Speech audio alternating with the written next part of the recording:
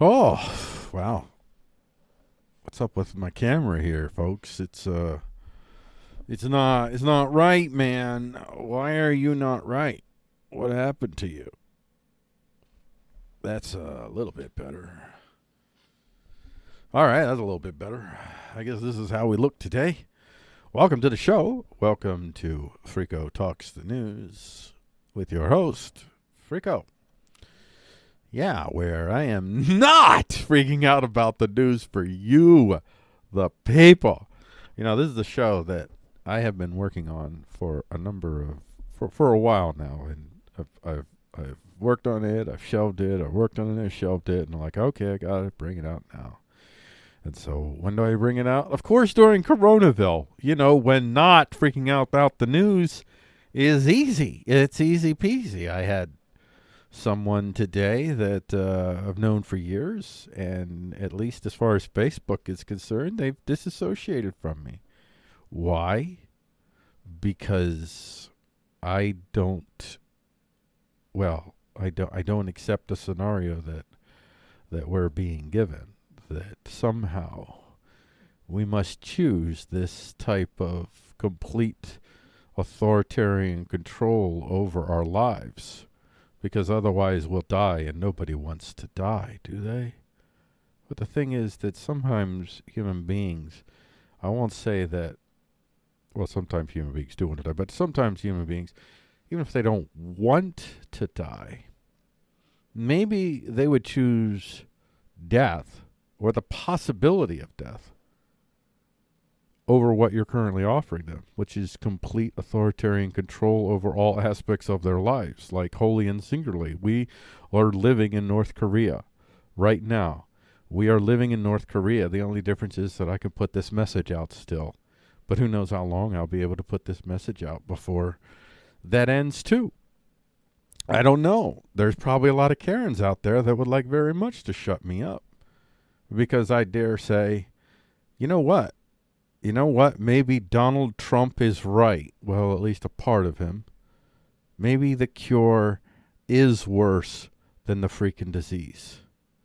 We're going to find out. My prediction is we have no more than 2 weeks left before, if this continues, there will be blood on the streets. And human beings, especially American ones, because we Americans, we've grown with a sense of liberty and entitlement that very few nation states really have. We still have that. We still have that. That's why Americans still, they appeal to it doesn't matter. You could be a black 19-year-old young man who's never held a job in his life, doesn't know crap about history. You're doing crimes, you're thugging, and yet you're still going to appeal to the Bill of Rights for your protections when police try to violate you in ways that billionaires, well, I won't say billionaires, they're different, but millionaires, in ways that millionaires in other countries wouldn't even dare challenge. It's like the lowest of the low, and I don't mean because I pick 19-year-old black because, that's the cliche that we have in this land. That's supposed to be one of the images of deadbeat. It's a terribly racist construct, but it is there. So we take that construct, and there are literally some 19-year-old black men that fit into this category. Actually, I mean, numerically, there's far more white men that fit in that category. But needless to say, that person has more of a sense of entitlement about their liberty than a millionaire does in almost any other country. And this is what makes America, quote unquote, great. It's that we are the world, except we are the world where the world assumes rights over people who have government guns. That's our greatest gift to the world, our greatest gift to humanity.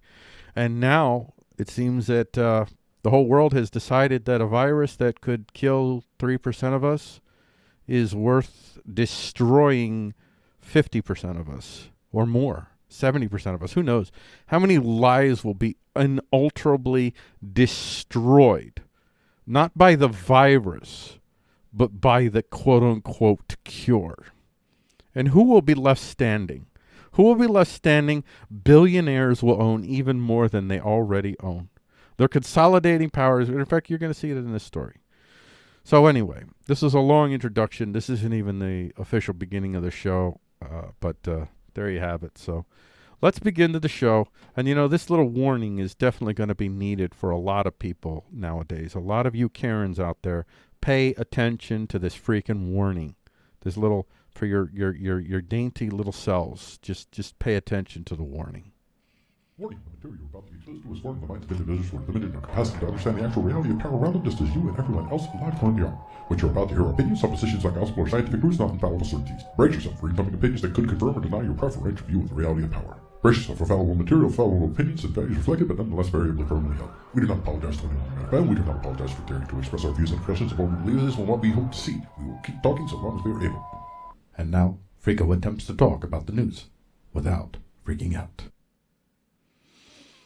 That's the plan, ladies and gentlemen, and we're already off to a good start because even before I got here, I'm highly incentivized to be freaking out right now.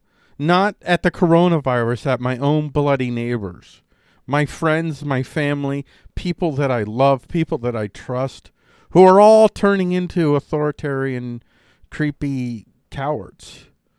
These people, you never want any of these people to fight with you in a war because they will run away. They will seek to preserve their lives, and they will accept a diminished slave life over preserving their life. They would rather live in slavery and penury than die in what I will say, arguably, than die in dignity. And I would rather die in dignity.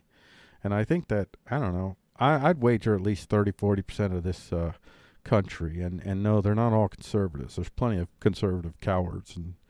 And this isn't really, I mean, all that stuff is done to me.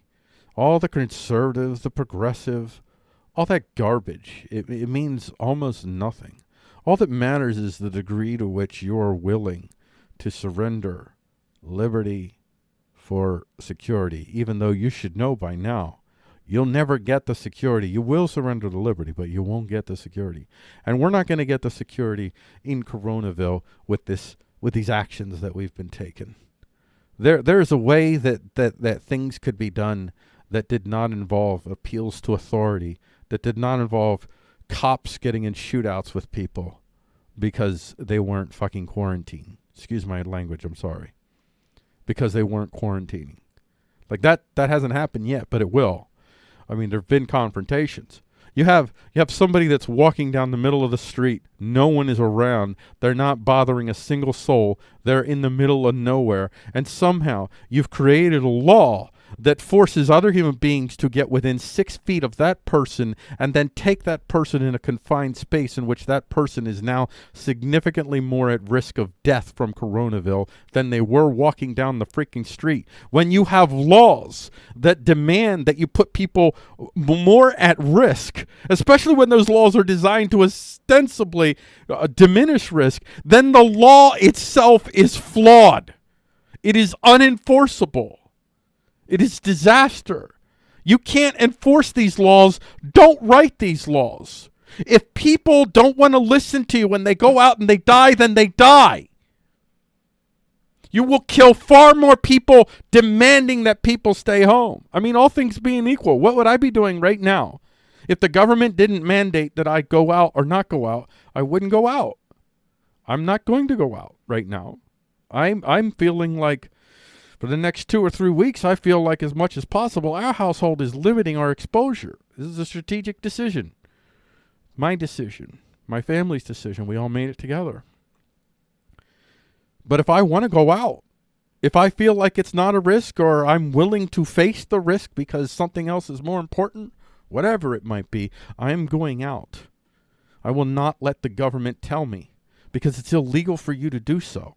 It is unconstitutional. And you're the one that said we had this social contract, not me. I was born into this thing that says I was born into this social contract. I don't believe in the social contract, but gosh darn it. Y'all believe in it, so guess what? I'm holding you accountable. The social contract is the Bill of fucking Rights.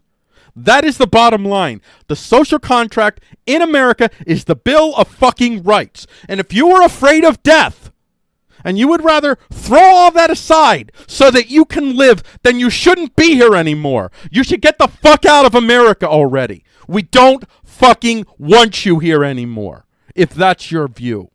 Just get the fuck out and stay out. I'm freaking out. Freeqo is not freaking out about the news for you, the people, but right now I am fucking freaking out.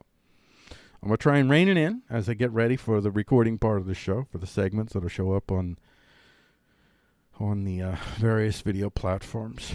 But I start off this show highly agitated, depressed even, disappointed in my friends and family, in my neighbors, in the cowards in my life, the people that I didn't think were cowards, that have proven to be cowards. Give me liberty or give me death is just an empty fucking slogan until you come down to decide. Are you willing? I'm willing. Coronavirus, it sounds like a horrible death if I get it and I die. Horrible death. I am willing to face it. I am willing to die. Even that painful death, I am willing to do it. Rather than continue to enable and support this tyranny that all of you seem so hell-bent on supporting. I'm all for the voluntary consensual practice of social distancing and isolations, and I'm all for even, within the statist parameter, the nation state parameter, I'm all even for passing laws that protect city people. If you don't want to go to work, now you don't get paid while you're not going to work, but if you don't want to go to work, then the business, they're going to have to hold your job until after this is over. Businesses should not be in a position where they can literally force human beings to go risk their lives. And you are risking your life if you go to work. And my wife is going to have to go to work. And she's willing to go back to work because what she does is essential. She's willing to risk her life to go back to work, but she shouldn't be forced to. So I'm not for that either. I'm not for the tyranny of the corporations any more than I am the tyranny of the state. So I don't have to support businesses to come out against what the government has been doing. I support no tyranny, not market monopoly tyranny and not state tyranny. I support none of it. I stand for liberty, for the ability of individuals to live lives of their own choosing, so long as they do not directly harm others. And unless you know somebody has the coronavirus, you don't know that they're harming others. Just suspecting they might isn't good enough. If you have the coronavirus and you're running around willingly, that's another matter altogether. Now I don't know how that works, but now you're getting into where you might actually be harming people, and we know it. We know you have the coronavirus. You're going out. That's a problem. That's a problem society's going to have to deal with, and maybe use coercion in some form to deal with it. But by using coercing against individuals that you have no knowledge whether they have it or not, this is something we should never stand for. And the fact that we are standing for it shows. Give me liberty or give me death is just a slogan in America. They don't mean it. You have so many people that have no narrative outside of their own pitiful little heads. All they want to be is God in the here and now. That's all they want to be. And there is no hope for them outside of this planet. And they cling on determinedly to their lives. And that's fine. They can cling on determinedly to their lives. I ain't sweating them that. But what I am sweating is then these same people are the backbone of support that the state needs to enforce these draconian fascistic laws on all of us. Where are all the progressives that are fighting the fascist? They're demanding more fascism. Their criticism of Donald Trump is that he's not authoritarian enough. Fighting fascism, my ass. You're just fighting your political opponents, and fascism is a useful label you can attack them with. You're the fucking fascist too. You're all fascists now. You are all motherfucking fascists. Every single motherfucking one of you that supports this, you're a fucking fascist. Just fucking own that. You're a fucking fascist. That's all you are. You're not anything but a fascist. When the rubber hits the road, when it comes time to make the tough decisions, you fucking cowards are going to choose the fucking leash around everybody's necks. You will choose people being rounded up and shipped off in cattle cars if it saves your own pitiful little fucking life. Although it won't. It's a fucking lie. It won't save your life. It'll just put you in a waiting cell where eventually you'll be taken out like the rest of us were. You fucking cowards. All right, with that, let's try to do this show like a normal, sane adult human being trying to do a quality show for kids, providing, well, not literal kids, metaphorical kids, because this is not a kid show. Providing some news in a way that doesn't make you pull your hair out, even if it is news that might make your hair pull out. So, with that note, I'm going to get set to record and get ready for the show. How about that? How about we get ready to actually do the show? All right. Welcome, ladies and gentlemen, to Freeqo Talks the News. This is your host, Freeqo. And today, we're going to talk on Monday, April 6, 2020, how Corpostates muscle the smalls out of the recovery trough. Natural killers might save us from Coronaville, and more promising tales. We can particle accelerate for less than 10,000 times the space we currently use. Xenobots, frog cell zombies programmed to serve humanity. Comic book movie star nabbed for fake Coronaville cure claim. Fear the alphabet, not their dog-trained robots. Let's get to our talk headlines for the day. And our first story in talk headlines: how Corpostates muscle the smalls out of the recovery trough, from Bloomberg Tax. Small businesses outgunned in Washington have survival fears. Well, they said small business, but they should have said small businesses. Whatever. Small business advocates say they are on the losing end of the $2 trillion coronavirus rescue program. What a surprise! No. Even as Trump touts it as the means by which the federal government will keep small businesses alive in the face of mass shutdowns. That's what he said. Like, primarily, he wanted to make sure that the small businesses were taken care of, because he said they're the backbone of American enterprise. The reality, they say, is far different. By one estimate, small businesses may need more than $1 trillion to replace lost revenue over the next just 3 months. 3 months. Oh, you're replacing lives with money. Oh, you're more concerned about money than lives. These people that say this, you live in a bubble. You live in a place where you never had to struggle. You don't know what life or death decisions really are. If you did, you would know how asinine it is to say that somehow economics isn't life. Because it absolutely is life. Ask the people whose lives are being destroyed right now. How many people have already committed suicide? How many people have been murdered? How many people have been robbed? How many people have had violent outcomes already thanks to the actions of our government in an effort to stop a virus? Using actions that are going to literally destroy this nation and any other nation that follows this insanity. The reality, they say, is far different. By one estimate, small businesses need, this bears repeating, may need more than $1 trillion to replace lost revenue just over the next 3 months. Just the next 3 months. And you have Dr. Fauci, Fascist Fauci. Let's just call him Fascist Fauci from now on. You got Fascist Fauci out there. And he's singing the song of, we could be here for a year and a half. This man believes in his tiny little scientist mind that has no sense of blood and bone reality, a little egghead numbers mind. He somehow believes that human beings will continue to put up with this garbage months upon months upon months. We're not going to last more than 2 or 3 weeks in this condition before more and more people step up and say, you know what?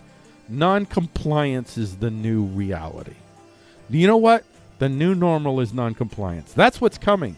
That's what's coming, folks. You people are living deluded lies if you don't understand that when you put people in positions where you've cut them off from being able to live, that they will pick up guns and they will go where they have to go to get what they need to live. Do you understand? Do you understand how the cure is going to be worse than the virus? That's where we're at.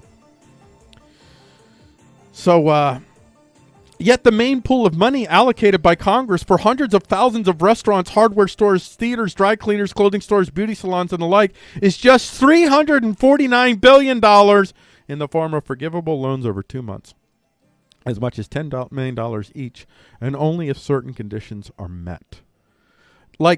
And then banks are doing their own thing. Well, we'll get to that. I think we'll get to that. I'll just say, just in case we don't get to that, but I'm pretty sure we will, that the banks are, they're issuing policies like the only people that they're loaning out to are the people that have already had loans. You could have had business with them for years, but they won't lend you out to you. And their logic is that, well, we know they have bad credit. These people have good credit, so that's why they're picking them. You know, it's interesting. You know, again, you're picking from the haves and the have-nots, because generally speaking, the people who do have lines of credit are probably have better businesses. You need a line of credit to have a business, a viable business, that is. And if you don't have a line of credit, you're probably struggling already. So the businesses that are already struggling, yeah, they're going to guarantee that those things get screwed and destroyed.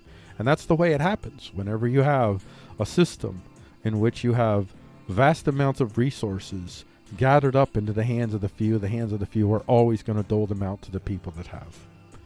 Because they are the people that have. Otherwise, they wouldn't be the ones making the decisions. And the people that have, they all know each other. So that's what happens every single time. You passed a $6 trillion program and $4 trillion for loans. Less than 10% of those loans are dedicated for small businesses. And you don't think you're going to tick off some small business owners. You don't think that you're going to start to produce riots from all this? You think that people are going to be like Coronaville, we're afraid of Coronaville, so we won't riot. You don't understand. None of you seem to understand that there are significant numbers of human beings out there that would literally rather die, that continue to enable and foster this level of tyranny that all of you are cheering on, demanding more of.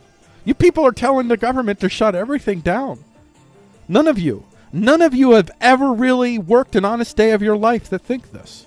Because if you did, you would know the human cost that you're talking about. And you would understand immediately. When you affect 320 some odd million lives so dramatically, so quickly, you will do far more harm than coronavirus will ever do. The coronavirus will affect, I'm going to predict, 100 million people. And we may end up with 3 million dead. And I might be one of them. And I might die a painful death because of it. And if I do die a painful death, I do not regret anything that I've said here today. I would rather die. I would rather face the potential of death through coronavirus than the potential of death through my own government. And that's where we're headed, folks. That's the bottom line. I don't make these things lightly. I don't say these things lightly, I should say. Another concern, individual restaurants and hotels that are part of large multinational chains or owned by private equity firms will be able to take advantage of the program. So, the franchises that are part of mega corporations, not only will their mega corporations get loans, but those franchises will get loans. And they'll be, I can guarantee you, they'll be first in line over mom and pop restaurants. So you're going to end up on the other side. Well, you know what? I don't want to get ahead of myself. There's so much going on as it's unfolding. And honestly, 3-4 weeks ago, I was less worried about this shutdown and willing to play along until it started to really unfold and I started to see the full ramifications. And I guess I could say I fully did not understand. I understood the interconnectivity of the world, but I didn't understand it fully at the blood and bone actualized level. And now, I don't know if I'm there yet, but I think I'm a heck of a lot closer than I was. And now I see how foolish, how idiotic it is to do what we're doing right now at the cost of hundreds of millions of lives. Not just in America. Other nation states doing the same thing. How many human lives? I would be willing to bet that more people have died indirectly from Coronaville than have died directly from it at this point. And those numbers are only going to get worse. 3 million Americans will die. And there will be 10 plus more million Americans who will die over the course of the next 5 years because of Coronaville. Not because of Coronaville, because of the actions that our own governments took. Our idiot governments. Children that went into our college systems that train children to stay children. Ruthless children. Children that have a sense of, I am special and you are evil, therefore I can do bad things to you children. That's what our colleges did. That's what we're filled with. That's why our leaders all sound like little baby children, little authoritarian baby children. Because of our colleges. Our colleges that have been infested with this social justice authoritarian garbage. This hot garbage that has destroyed America. It's not will, is destroying, has. America is no more. And you know how I know America is no more? Because America, that truly lived up to give me liberty or give me death, would not put up with what it's putting up with now. And I'm not going to put up with it any longer. And there are many other Americans like me. If and when I decide I'm going out, I'm going out. Whatever. I'm doing it. I don't really want to go out right now, so I'm not. But if and when I do, I'm going out. And I will face the consequences of my actions. Come hell or high water, I will face the consequences of my actions, unlike you cowards that want to continue to do what most Americans have been doing for the past 10 plus years.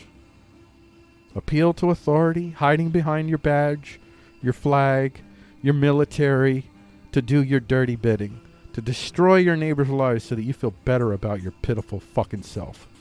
That's the world we live in. That's the America we live in. America is a remnant.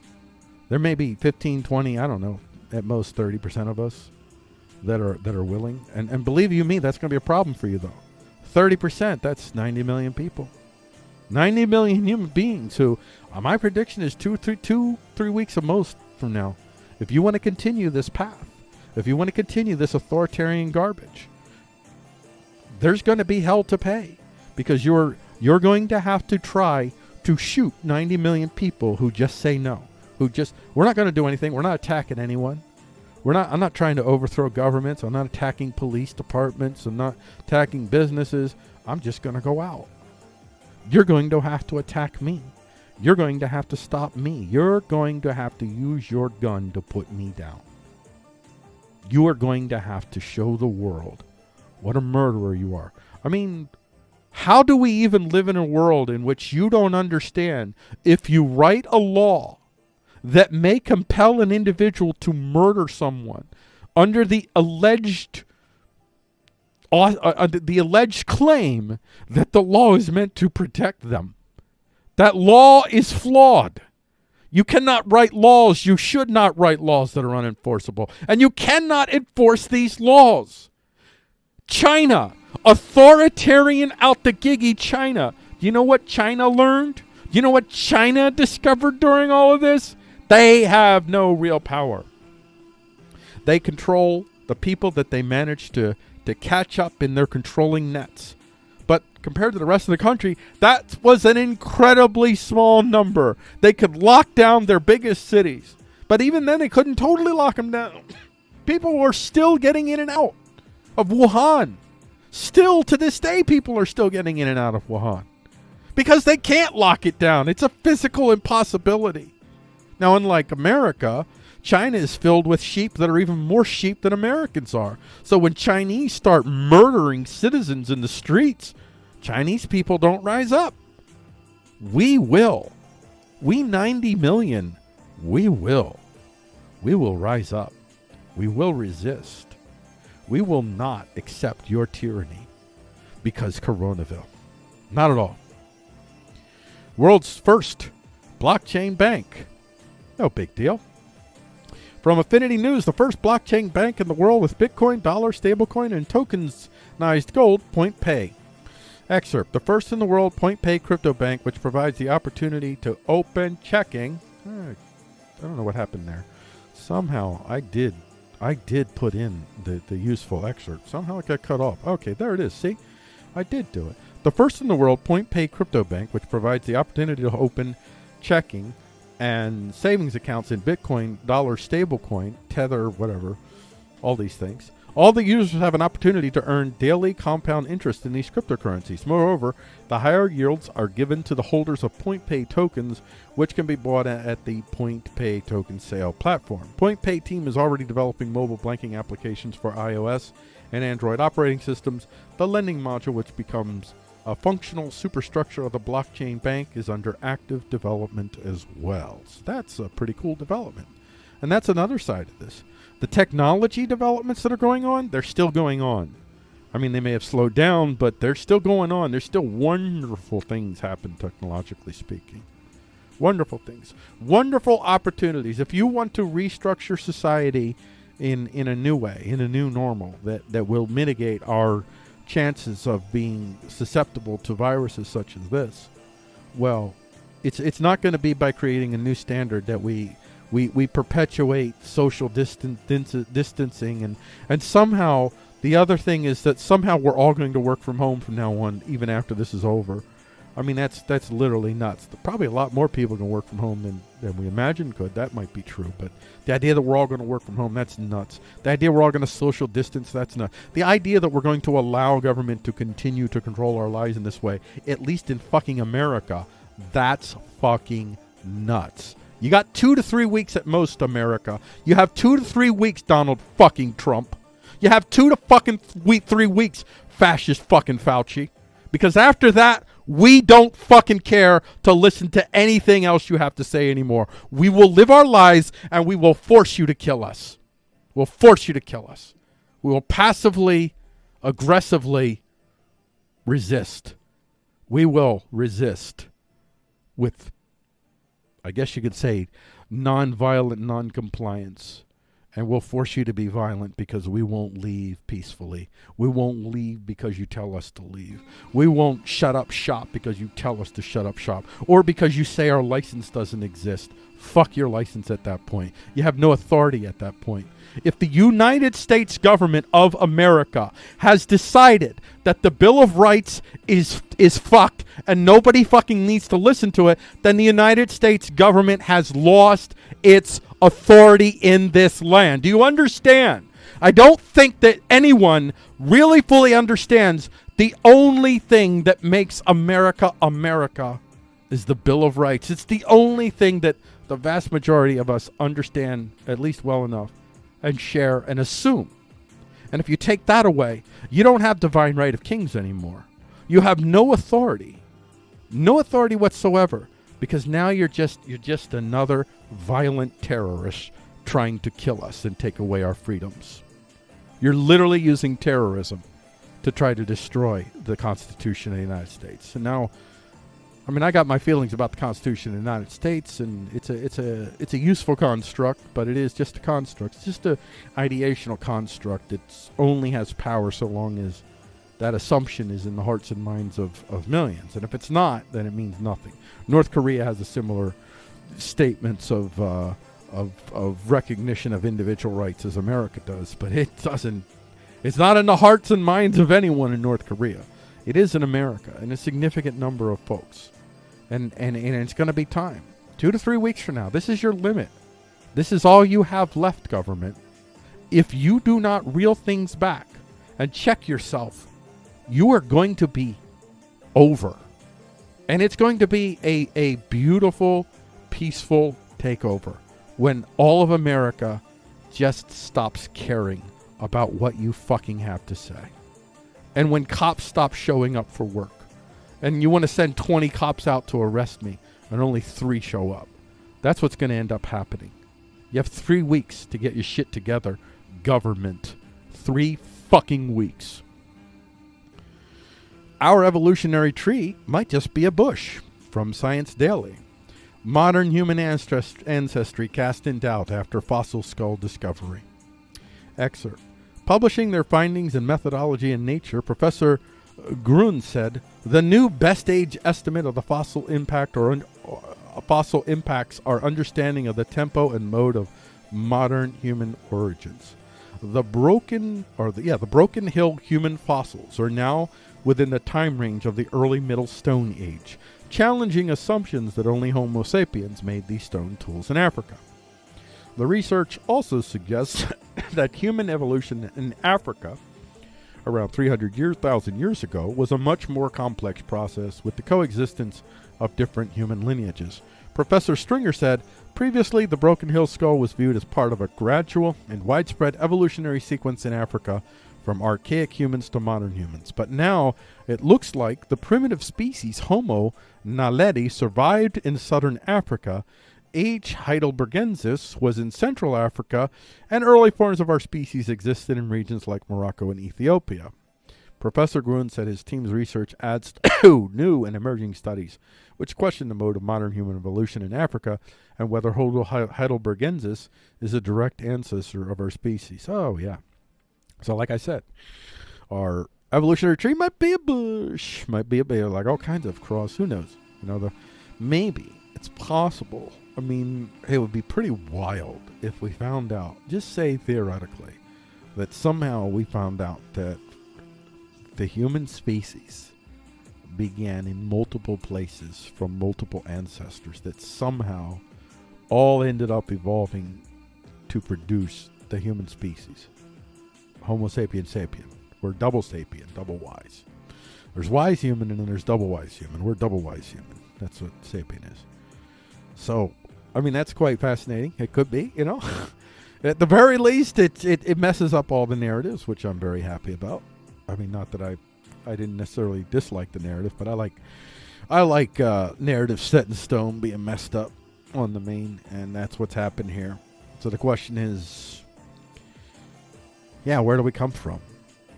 It may be that we came from multiple sources. Who knows? Who knows what the pattern is? All right. I guess I spoke enough on that one. I'll leave that one brief because we're about ready to switch gears and get into our talk feature.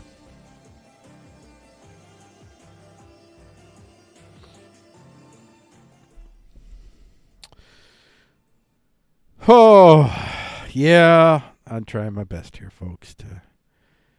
Today is a bad day to do a show when right before the show things happened that have set me off, so to speak. Well, not even so to speak, have literally just set me off. I'm so fatigued with, I guess, the cowardice around me. And I'm not fatigued with the cowardice I see from people that I already thought were cowards. I'm fatigued from the cowardice that I thought, well, it's coming from people that I really didn't think were cowards. And hopefully, some of them at least will wake the heck up and realize what it is that they're enabling and ask themselves the hard question. Are you afraid to die? If you are, you've got some work to do in your life. But even if you have some work to do with your life, your fear of death isn't going to justify you continuing to enable this tyrannical thinking. Life is short. Even if I live 100 years, it's still the blink of an eye. Life is short. And you have to reconcile to the fact that our time here on Earth is not given to us by us. And we have controls that we can do to mitigate and diminish our risks. But when the controls are such that the living is not even possible, at least not what I would call living, then fuck the controls. And that's what you have to come to realize. Your fear of death is allowing you to accept something that many of you said you would never accept willingly. Slavery, bondage. I mean, we're all slaves to a certain degree. We're all bonded to a certain degree because we live in nation-state systems, and that's the nature of them. But there's a whole new level of surrender that you're all demonstrating right now. It's kind of heartbreaking to see, especially from my fellow anarchist friends, especially from you. Really, especially from you. All right, let's get to our feature for the day.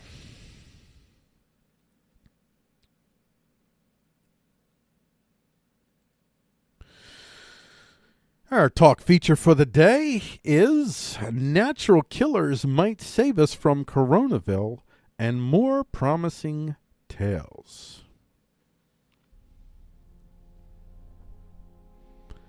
So I have tracked numerous promising ongoing projects for treating the dread Coronaville, from treatments to cures to vaccines. Many of the solutions being pursued are innovative in ways that are already changing the whole way we fight viruses in general.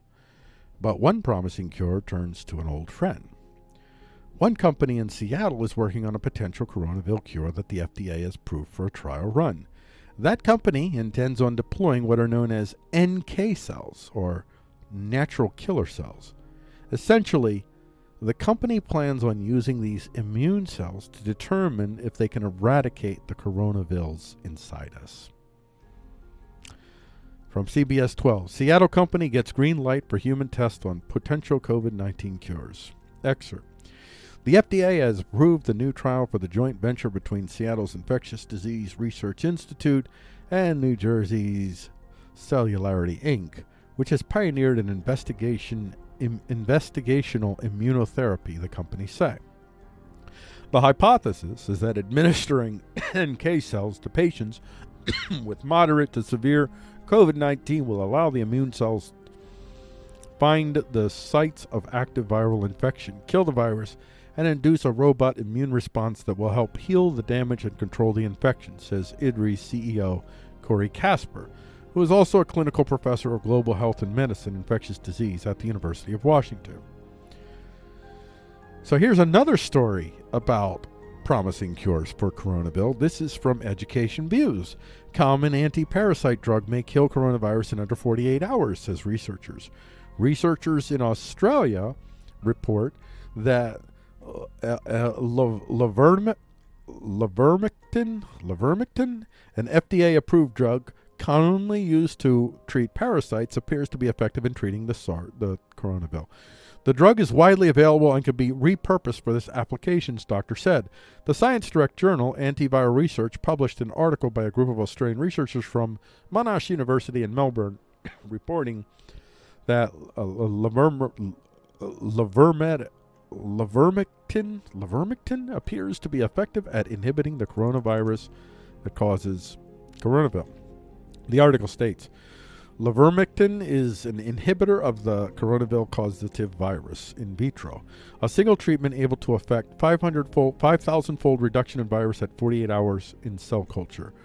It is FDA approved for parasitic infections and therefore has a potential for repurposing. It's widely available due to its inclusion on the WHO model list of essential medicines. We report here that Levermectin, gosh, that's a horrible word, an FDA-approved antiparasitic previously shown to have broad-spectrum antiviral activity in vitro, is an inhibitor of the causative virus. The researcher's right. The thing, therefore, warrants further investigation for possible benefits in humans. And I believe, based on these stories and others like them, that with the help of augmented intelligence and accelerated research and development speeds, we will find the solution that will turn Coronaville into just another bug that, with treatment, is no longer the shutter down of daily interaction with our fellow human beings. Let me tell you what could have been done immediately. Back in January. Shut everything down. Shut shut all travel down. No world travel. Nobody going into America. Nobody going out. To the degree that you can. You're not going to be able to fully shut it down, I've already said, but you're going to significantly limit the flow. Shut everything down. And then present to the American people, there's this plan of action. We're going to do this for 4 weeks. For 4 weeks, we're going to shut everything down. But what are we shutting down for? 1, to help delay the spread. And 2, during this 4-week period, we're going to get everyone on board in any way that we can to build, to do what has to be done so that we have in place, like our worst case, 100 million people infected, 3 million dead, 20 million in hospitals. All right.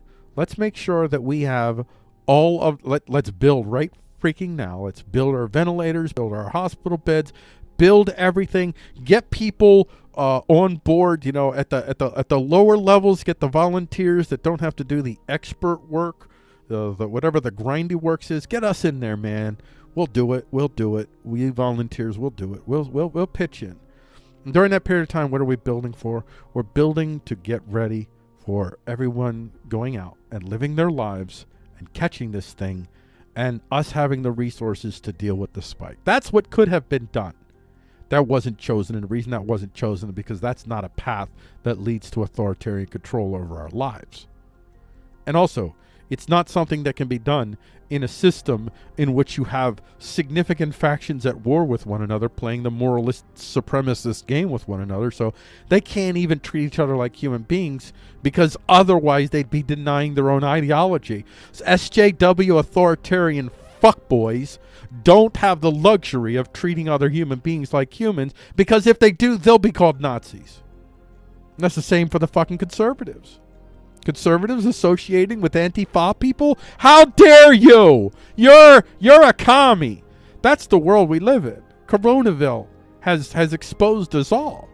It has laid bare the true nature of our relations, all the lies, all the ways that we've placated one another while we viciously hate each other. Yeah, all that's coming to the fucking surface now. Coronaville has shown a light. Meanwhile, there is hope. There is all kinds of hope everywhere that is buried, fucking buried. And most of the hope that's buried is the technological hope. They don't want you to understand how significantly it is true that technology in today's age by far and away favors individuals and small associations over these large-scale fucks that have destroyed so many of our lives already, that have been exposed as infantile children, looking after their own best interests. You know where the bulk of the billionaires are right now? They're in their fucking shelters. Shelters that they paid hundreds of millions of dollars to build. Hundreds of millions of dollars.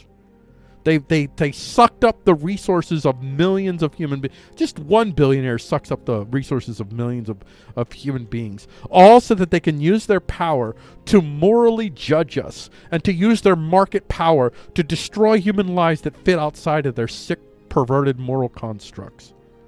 And now they're all nowhere to be found, these fucking cowards. Nowhere. They're out looking for handouts from the government. Big mega corporations looking out for handouts from the government. And they'll get them. But the small businesses, they won't. And even when you do get them, the Democrats, they wanted to do worse than the Republicans. They wanted to make conditions on businesses that if you accept this money, that now you have to have an SJW Nazi rainbow fuck in your business, destroying your business with your SJW Nazi rainbow flag shit. That's what they're calling on. That's what the Democrats want to do. None of these people are your friends. They look at you as a process, as a means to an end, and the end is to fill their fucking coffers with your blood and your bones and your muscles. Everything that you have, they want in their fucking storehouses. That's what this is all about. And it's these stories that are getting buried to the detriment of us all. These are the stories that they're not covering. They're not talking about. They're not talking about all the wonderful hope that is out there. If governments got out of the way, I believe that individuals could figure out a way to deal with Coronaville in a way that doesn't destroy more lives than it saves.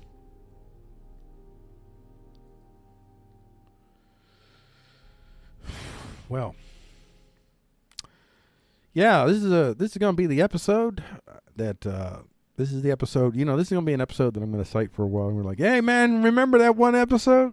Freeqo lost it, man. Freeqo freaked. This is one of those days, folks, where Freeqo is freaking. I'm trying, man. I'm really trying. All right, let's get to another. How about we get to another good story? How about that? Let's get to another good story. So this is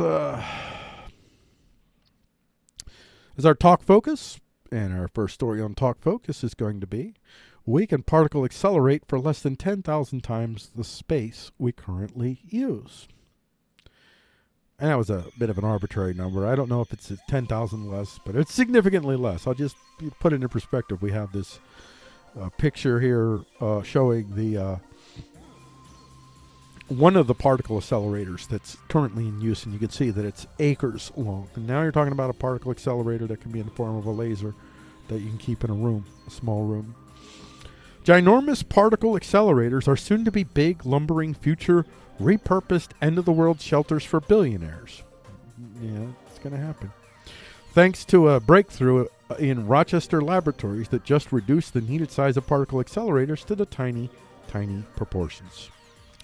From Newslanded, News laser-based particle accelerator, more powerful and much smaller. Researchers at the University of Rochester's Laboratory for Laser Energetics have outlined a method. I didn't write that, by the way, so that's not on me. I could have easily done that, though. A method using high-intensity laser light that can accelerate electrons to high energy in very short distances. As per the researchers' estimate, this will be 10,000 times smaller than a typical particle accelerator to generate similar intensity. How does it work? The theoretical particle accelerator, also known as laser Wakefield accelerators, outlined by the researchers at LLE, sculpts the laser light instead of focusing all the light at one spot. The researchers developed an innovative optical setup that resembles a circular amphitheater with wavelength-side steps.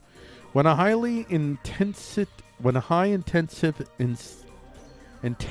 light is focused using this optical setup, it creates a time delay between the concentric rings of light. The researchers can focus each ring of light at a different distance from the source, creating a high-intensity sculpted light plus pulse instead of a single spot. So if they can bring down, this would dramatically bring down the cost of such research, which, by the way, would mean that a lot more folks other than the very wealthiest and powerfulest would be able to do this type of research. It's just another example where the cost of research and development is going down. This is the biggest concern that those that have. It's the idea that look, it goes back to 1381. Before 1381, what were called they had these various luxury laws that they passed, and the reason that they passed the luxury laws was because peasants could now dress up and afford the same level of finery that the wealthy classes have. And one of the ways that the wealthy classes continue to perpetuate their significant advantage over the rest of us is by presenting themselves as people that are part of a class that produces the serious shit. The stuff that the quality, the high quality shit that can only be created by competent people who have demonstrated their competency through their millions of dollars of success. That is the underlying. It's you once had the divine right of kings, and ultimately that's what 1381 was about, challenging this assumption of the divine right of kings. Ultimately, it failed. But now we're talking about the divine right of billionaires. And their divine right has largely come because they do shit that nobody else can do. For the longest time, in the 20th century, parts of the 21st century, billionaires, powerful corporations, governments, businesses, they've been able to produce certain types of products that are so far beyond the ability of us poors that it created kind of a legitimization of their power and authority over our lives in and of itself. But now we have so many technologies that enable peons to produce the same high quality crap that they produce. That's why YouTube, Facebook, Twitter, that's the biggest reason why they're trying to they're creating rules that make it more difficult for us to create quality content, because their rules demand that we create shit. Meanwhile, the corporations don't operate under the same restraint. So the idea is that we will produce shit and they will produce quality once again, and then they'll have their authority back. You don't need a large government to build a fleet of drones that you could use to ward off almost any air force in the world. You can create those drones. You can create micro drones. You can create wave and wave of micro drones on 3D printers. All you have to do is assure that you have the raw materials to build it. And hey, you can get the raw materials by invading places that won't give you the raw materials with your frickin' hordes of drones. It's going to be a drone horde reality coming. And I'm telling you, that drone horde reality, that's a reality that poor people can win.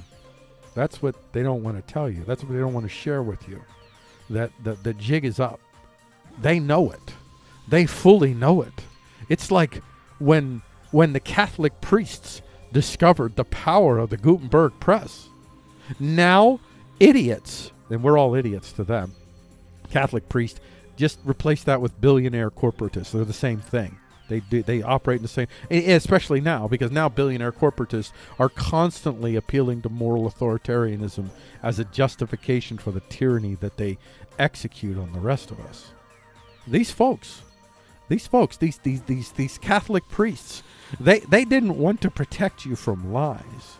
They wanted to protect you from yourself, from your own independent thoughts, from your own stewardship. They do not want people to be stewards of their own lives. They want people to believe that the only people that can craft the high quality that's needed for stewardship is them. And technology is proving them wrong all over the place. And here's just a latest example as we step away, once again, from the high expense of research, and we democratize technology. We democratize research and development. And when that's democratized, the justifications for the type of tyranny that these corporations, these businesses, that these governments execute on the rest of us, they fall away. You don't really have a reason to exist anymore. You are now an impediment to our development. You can argue whether or not this was good for us. These large-scale systems, these large-scale coercive systems are good for us and it helped our development. I don't know. It's an argument to make. But I can tell you this, under today's technological reality, it's not true. You're an absolute impediment. You're a threat to our lives. Our lives would all be much better.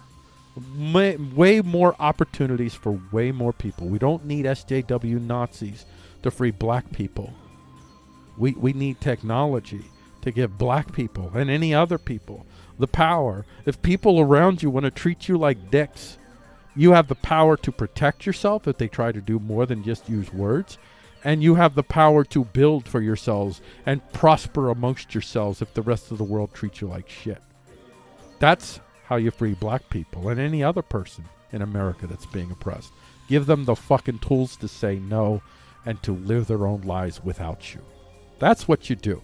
That's the real way to bring equality to the world.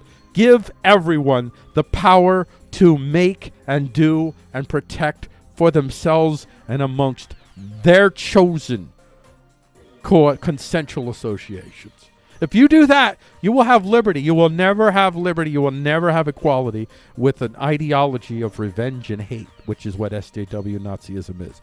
It's an ideology of revenge and hate.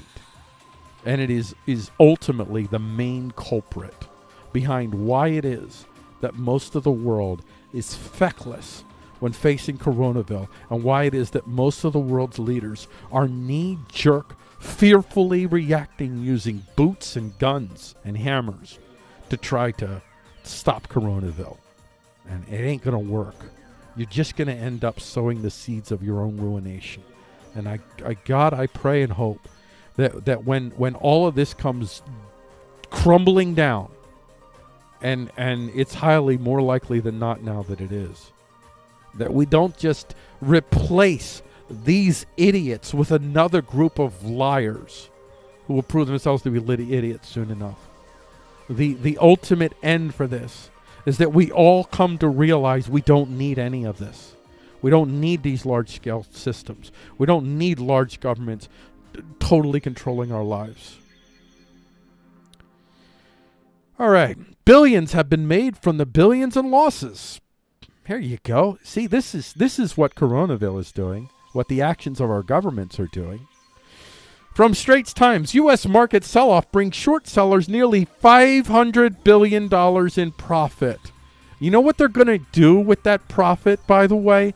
They're going to take that profit and they're going to go and they're going to buy out all these bankrupt businesses.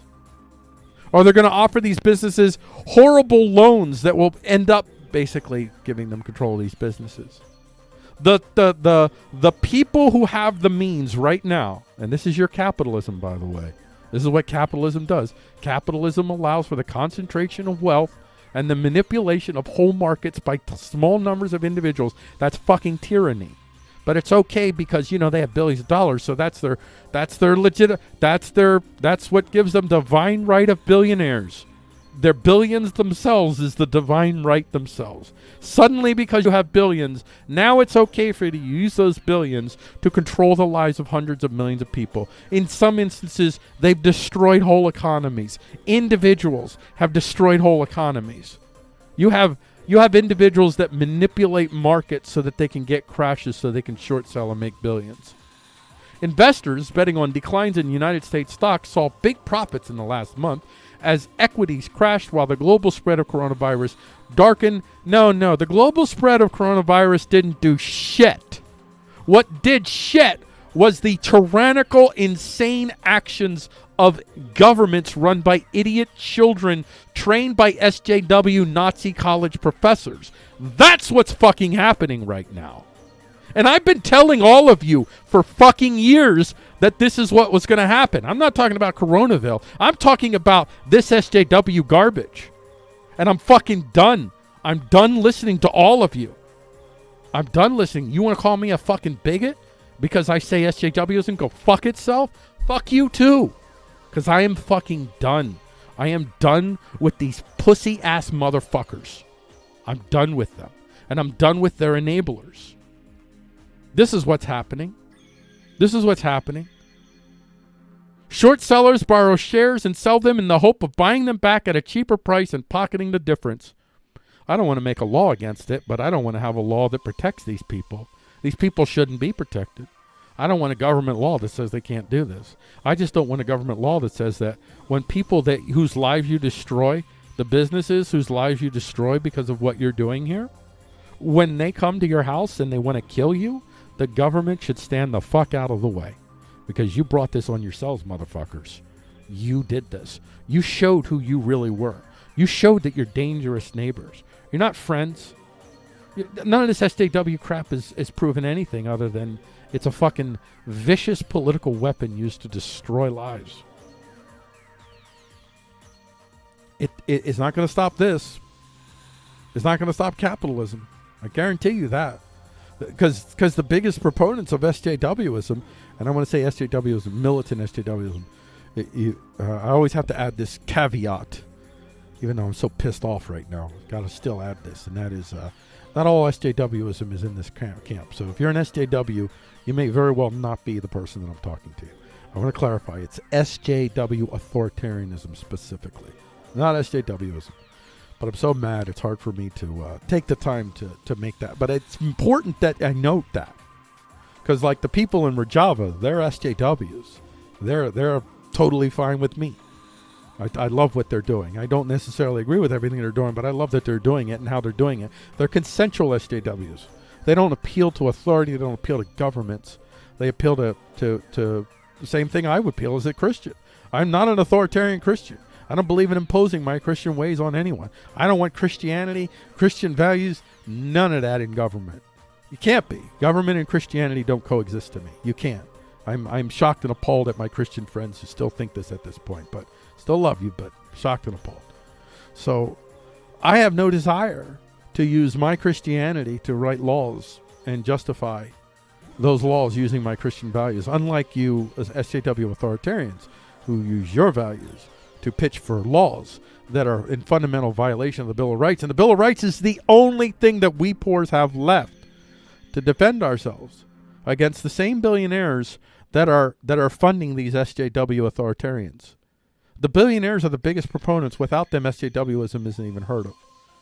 They chose to prop up the colleges, the universities, the professors, the movements, the think tanks, all those. All of that comes from the choices of billionaires.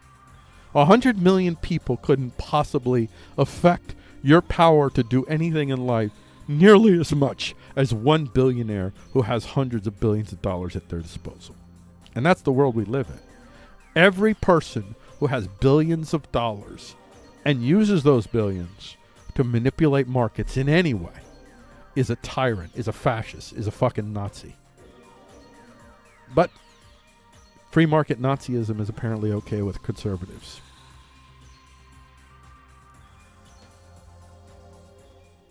Yeah. Yeah, I don't have anything nice to say to any of these factions anymore. The conservatives, the progressives, the Trumpians, the Pelosians, the Clintonians, all of you, you're all sick perverts. Every single one of you, you're fucking sick. You're fucking disgusting. You should know by now. Now that we're in Coronaville, you should know by now what a sick, perverted ideology you belong to. And I'm speaking to all of you. I'm not just speaking to the SJWs. I'm speaking to them fucking conservatives too. And your cult-like clinging on to capitalism. Your cult-like clinging on to the notion that somehow, if it's the marketplace, it's okay. Yeah. You're not against tyranny. You just like your tyranny less obvious. Corporate tyranny is one step removed from government tyranny, but ultimately, corporate tyranny doesn't happen without the consent of the government, and the corporation is not protected from the people that it's killing if the government doesn't make it so. If the government didn't protect Twitter, do you think that Twitter would continue to behave like it does towards half of the country? If the government didn't protect YouTube, do you think that the corporation, that YouTube, would do the things that it's done to destroy so many lives that it's destroyed? They wouldn't do it. They'd be too afraid, and rightly so. They would provide a good service. Why? Because they don't want to fucking die. But the government protects them. And you call that the free market. That's not a free market. The free market, you suffer the consequences of your actions. Government protects you from the consequences of your actions as long as you're in the club. And you're in the club if you're if you're a wealthy enough corporation. You're in the club because you didn't get to be a wealthy corporation if you weren't in the club in the first place. They would have destroyed you before you ever got there. And now that you're there, you're one of them. All right. Well, I'm going to take a bit of a break here and come back on the other side, and we have our news poem ready. And our news poem is Xenobots. Frog Cell Zombies programmed to serve humanity. That's what we're gonna get into after the break. I gotta take a drink, water, and relieve myself of the detritus within. And we'll see you on the other side. And I can't promise that I won't be just as ticked off as I already am. And hopefully this show is the anomaly show.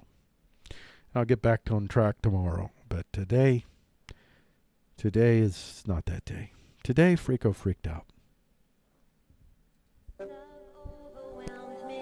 Love overwhelmed me. Love overwhelmed me.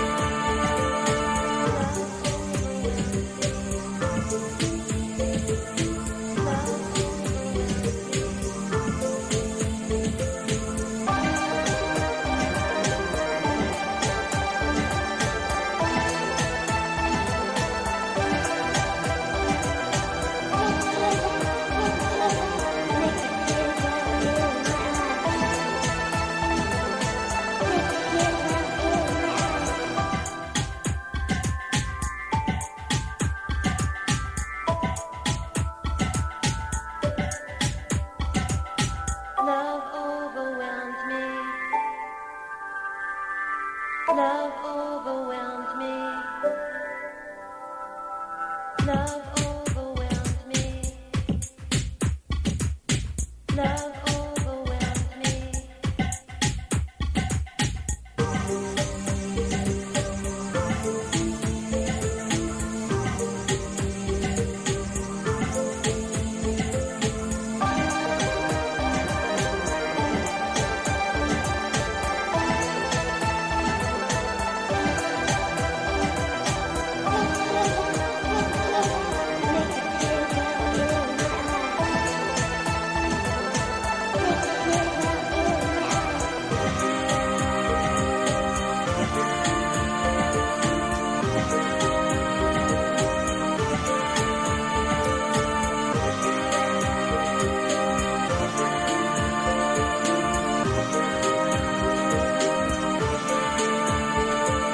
Love overwhelmed me. Love overwhelmed me.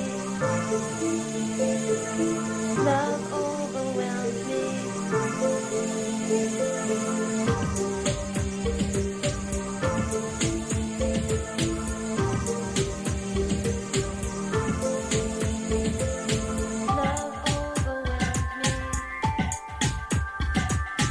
Love overwhelmed me. Love overwhelmed me.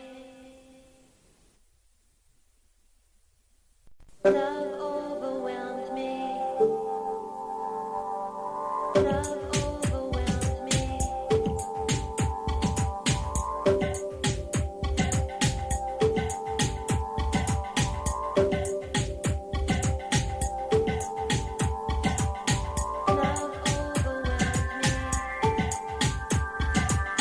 Love overwhelmed me.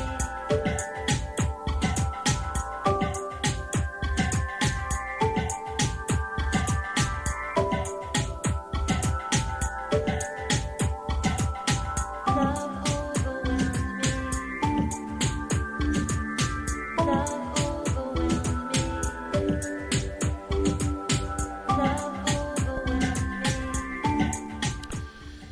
Oh, well, I was a little bit late getting back because my facilitations took longer than expected.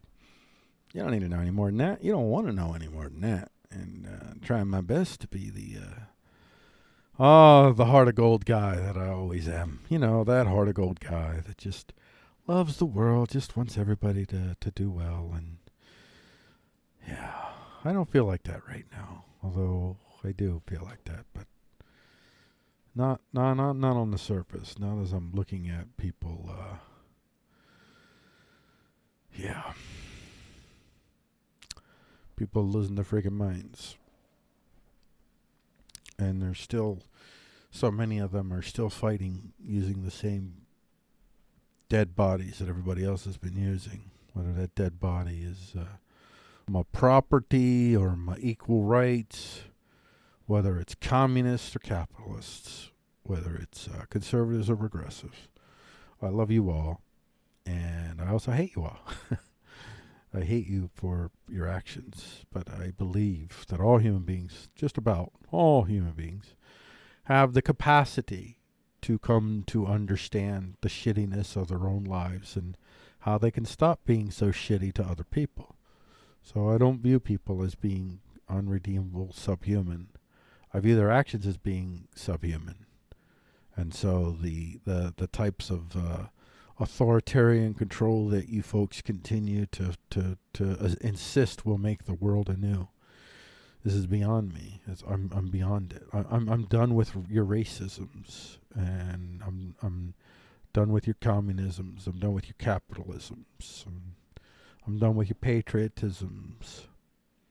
I'm done with your family values.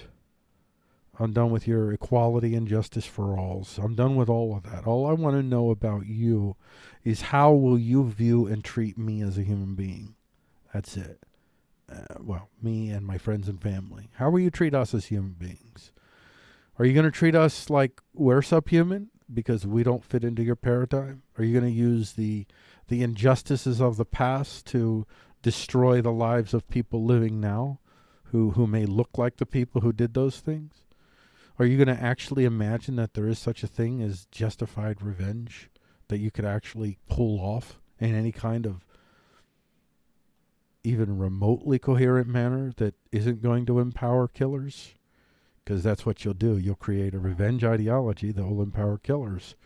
And the killers who can kill the most are the ones that'll get rewards. They'll end up being your Stalin. Stalin rose to power because he was the most effective killer. Literally the most effective killer.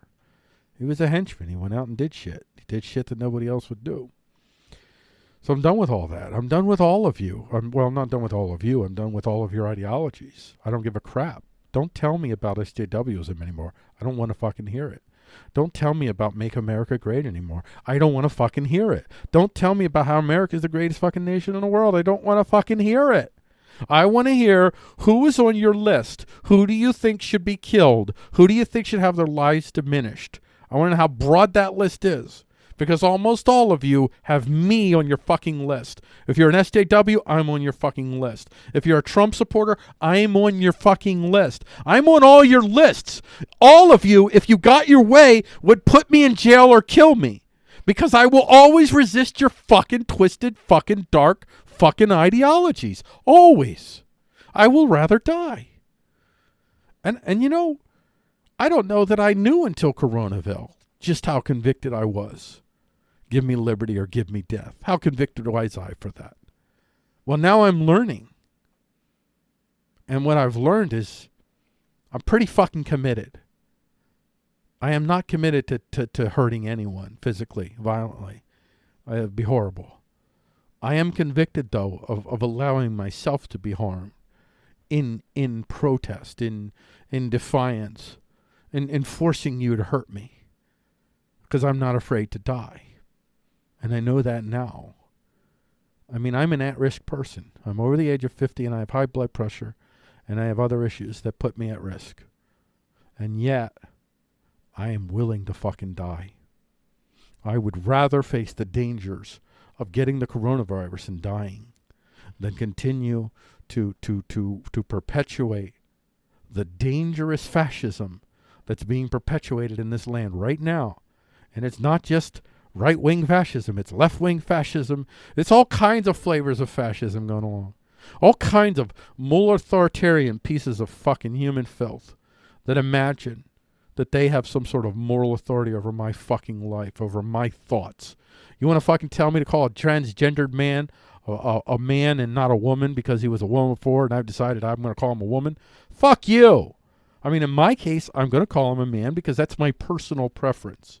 I see usefulness in treating transgender people with dignity and respect, and I'm not going to change that just because your order tells me that I need to be that way.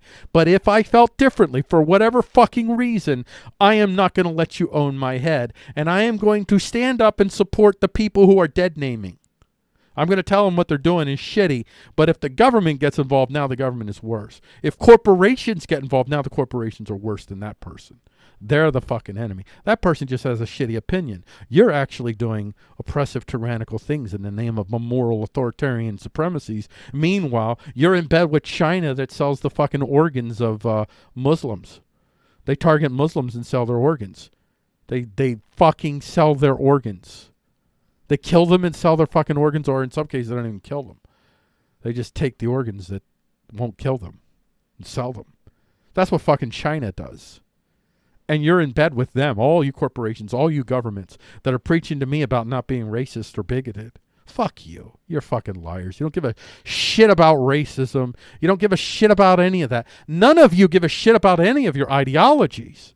That's what you have to come to realize. None of you give fuck one about your ideologies. You're not in it for truth. You're not in it for justice. You're not in it for freedom. You're in it because that is your vehicle of power. That is what you imagine will empower your personal pathetic little fucking life. And you know what? That's true of every single one of us. The only difference between me and you motherfuckers is I know it. I know that I don't stand on my ideology. I stand on my preference to live the life that I want to fucking live.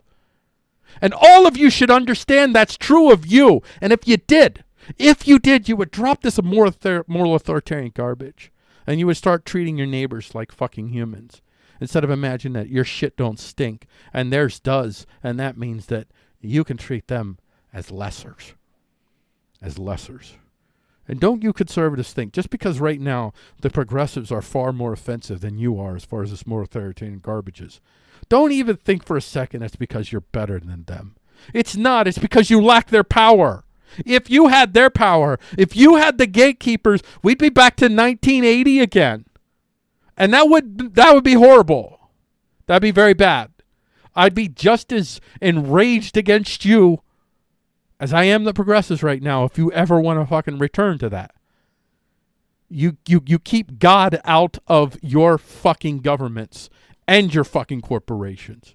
You keep your ideologies out of your fucking businesses and out of your governments. The only thing government should do is settle disputes. That's it. If it should even do that. And you want it to do more than that, all of you. All of you want government to protect you from the minds of others. That's what you really want. That's what all of you want. That's what I want. But I recognized that. And I freed myself from those fucking tangles. I don't stand here moralizing to you. I stand here drawing a fucking line in the sand and say, no fucking more! I will not bend my fucking knee to any of you anymore. I will force you to hurt me. I'm not going to be violent. I'm not going to lash out. I'm going to force you to hurt me. That's what you'll have to do. And if I die, I fucking die. Christ is Lord. I live eternally. And I'm strongly convicted in that. So I don't fear death. I don't fear you. And the only reason I won't physically harm you is because it won't do a darn bit of good for me. It won't do anything to free myself from what you are. I'll just be replaced with another person if I kill you. It won't do a darn bit of good. It'll just perpetuate the same type of violent constructs that you're all so maliciously wrapped around, self-centeredly wrapped around, trying to pretend like you're the good guys. None of you are good. You're all evil pieces of shit. And so am I. I'm an evil piece of shit. I'm only redeemed by Christ. That's it. But I know what I am. And that's why I'm not trying to impose my way on others. Because I know what a piece of shit I am. And if you learn that about yourself, then you would drop your SJW garbage. Then you would drop this whole colonialist shit can go fuck itself too. All of it. You would drop your America First fucking garbage. Our founding fathers shit. There's no fucking, they're not founding fathers. They're just rich fucking dudes that tried to carve out a space for themselves to live and prosper at the expense of others. What all rich dudes do. What you would do. What I would do. What almost all of us would do if we were rich. You know, all these things I'm saying about the billionaires. Dude, if I grew up in that place, if I had achieved that level of success as a 20-some-year-old and was launched into billionairevilles, I mean, in my 20s, I made compromises. I made all kinds of compromises for the sake of my own personal pleasure that may hurt others. I've used deception. I've used things. I've done things. We've all have. You know, you can't really, you can't be honest and actually survive. That's true. You can't be honest and survive. What kind of fucked up world do we live in where that's true? And we accept it. We just accept it. Well, I stopped accepting it. I just stopped accepting it. And I'm willing to suffer the consequences of my decision not to play along with any of you anymore. I want to, as an individual that I see before me, I want to show you love. And I want to show you humanity. And I want you to know you are a human being. And you have hope. And you have redemption. You can come face to face with the shittiness of your life.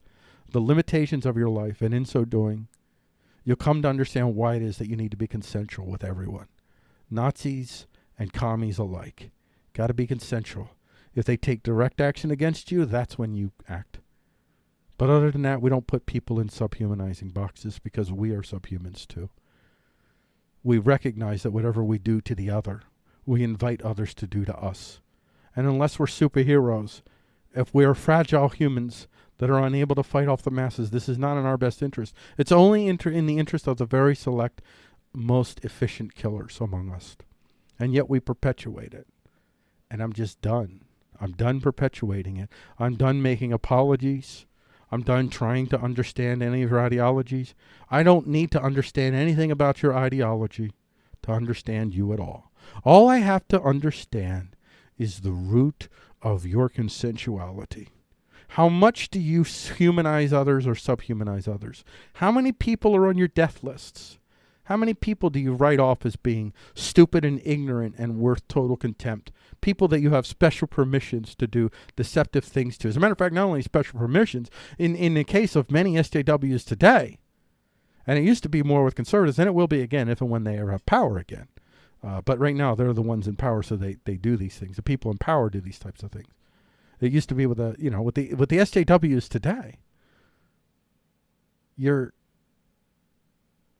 appealing to moral supremacism as a justification for putting whole people into subhumanizing groups that if you do treat them like human beings, your own group will now subhumanize you.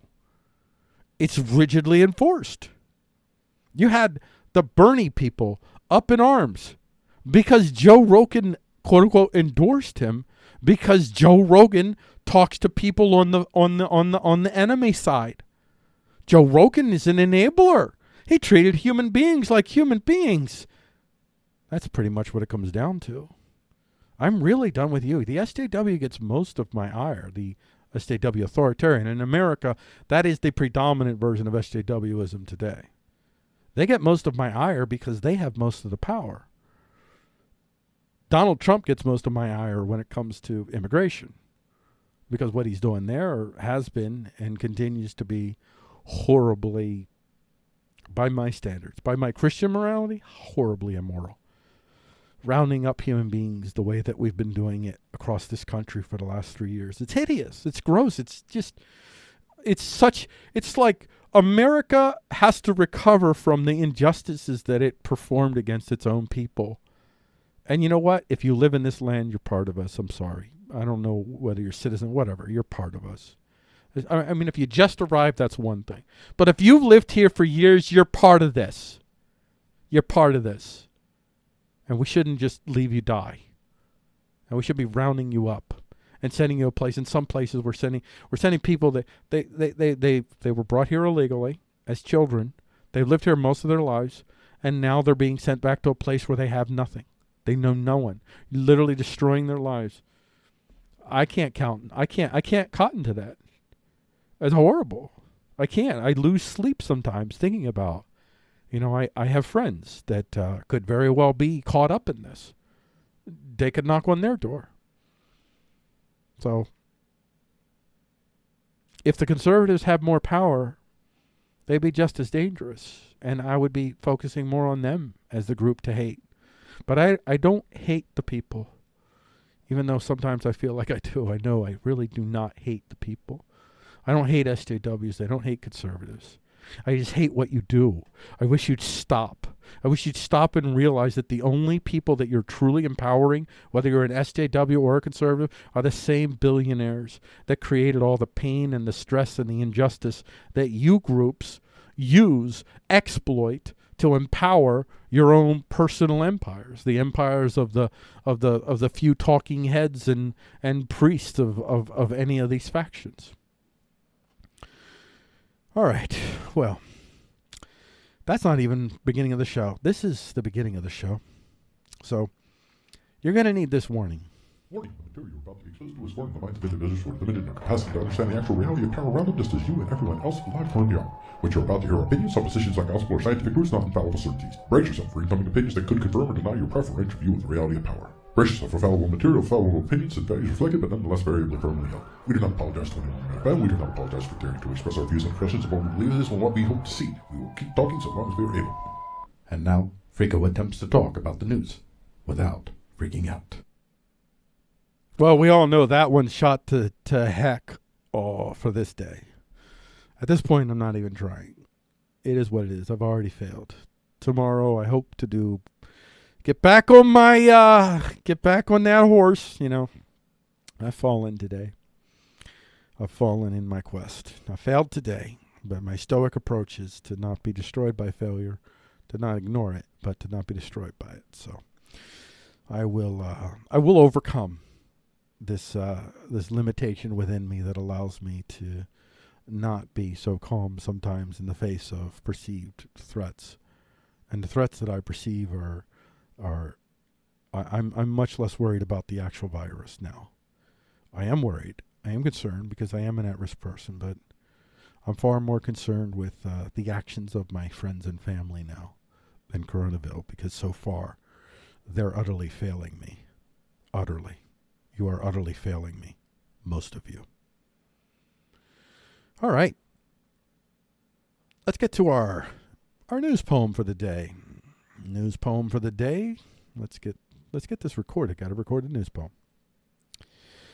Here is our news poem for the day for Monday, April 6, 2020. It's called Xenobots, Frog Cell Zombies Programmed to Serve Humanity. Pulling from the living cells of African frogs, Xenobots have been assembled and programmed to be living robots in the micro level, ready to battle within our bodies according to our designs. News first, poem follows. From New York Times. Meet the Xenobots, virtual creatures brought to life. Excerpt. Strictly speaking, these life forms do not have sex organs, or stomachs, brains, or nervous systems. The one under the microscope consisted of about 2,000 living skin cells taken from a frog embryo. Bigger specimens, albeit still smaller than a millimeter wide poppy seed, have skin cells and heart muscle cells that will begin pulsating by the end of the day. These are all programmable organisms called Xenobots, the creation of which was revealed in a scientific paper in January. They are named for the African clawed frog Xenopus laevis, which supplies all their cells, and the suggestion encapsulated in the prefix that something strange, alien, is at work. Well, Xeno is the idea that, I mean, what I really like about this story is the poetic, well, I wrote a poem about it, so you'll see, but the poetic idea of all of these various cells that have been collected from what is in aggregate a frog, and now in aggregate, even though they're the same cells, they're all frog cells, now in aggregate, there's something else. I don't know, man. I kind of find that beautiful. I don't know why, I just love it, but I haven't formulated it. Even though I wrote a poem about it, which hopefully gets a little closer, still not quite sure why it is that that appeals to me so much that this can happen, has happened. So here's the news poem. Frog cell zombies programmed to serve humanity. Tincture of frog, good soup, the genetic froth. I was walking into the room with a host of fellow living cells when we commented that we no longer felt we were frog, even though the machine slips into the bifactorial and soup stirs to design, forward thinking, the froth of it all seeps into our pores as frog life designs the punch in the gut to Cancer Bob. Pretty much owned a kidney and is now headed for the brain. Programmable bio, pre-synchronicity. The primitive crawl towards the embryo's coil. From once again, the sea gives up its genetic ghosts, and we flounder on the deck, waiting for our fate to unwind. The flops and the falls of as our bodies take in the new mangle. A fist of frogs strategically hunting our internal bullies. Frog sense, frog leaping. The primordial beast with no hearts or eyes, only fists, metaphorical by design. The heart's a load where a microfactory can create nanomissives to the body's uncooperating cells in the sheath of living skin cells that are no more, but yet they live. Oh. That's what I do. That's how you know it's over. I clap. Hoo-wee. Hoo-wee. This is a tough show to do, folks. But we're finally at the end of the show. We're coming to the briefs, and then we're going to get to the dialectical, and in this case, we're just going to do, well, we'll see. I think we might just do one brief, but maybe two. We'll see. We'll see what happens here.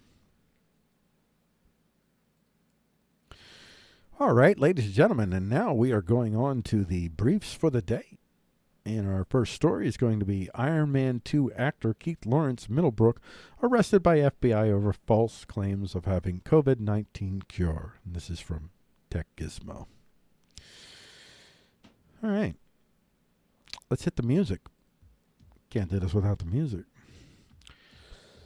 Actor Keith Lawrence Middlebrook, who appeared in Iron Man 2 and the TV hit Entourage, has been arrested by FBI brokers for reportedly making an attempt to promote a pretend coronavirus remedy. What a dingle-dong.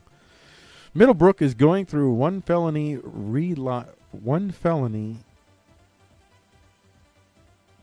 I don't know what they're supposed to say here. Through one felony relie of tried wire fraud. Okay, I don't know what sentence you were trying to write. I didn't write this, by the way. So, for reportedly soliciting investments for an organization known as Quantum Prevention CV Inc. to market drugs he claimed would stop COVID-19 Coronaville infections and a shot to remedy the virus. He was arrested in Los Angeles on March 25, following an FBI sting by which he reportedly delivered a pack of drugs to a secret agent posing as an investor. Dang! Actually delivered the drugs. The fake drugs, well, I guess they might be real drugs, but they're fake in terms of what they do. Middlebrook falsely claimed to not less than one potential backer that basketball icon Earvin Magic Johnson was on the board of administrators. However, in accordance with the affidavit, Mr. Johnson confirmed to investigators that he knew nothing about Middlebrook's firm. Wow. Now, see, here, look at this. Guy's actually doing something that you could argue is directly harming others. He's selling something fake. That's deception, fraud. Oh wow. Okay, so then you did your job. This is a role for government. I mean, I don't necessarily know that we can't do this without government, but just say, hey, this is a role for government. There, you did your freaking job.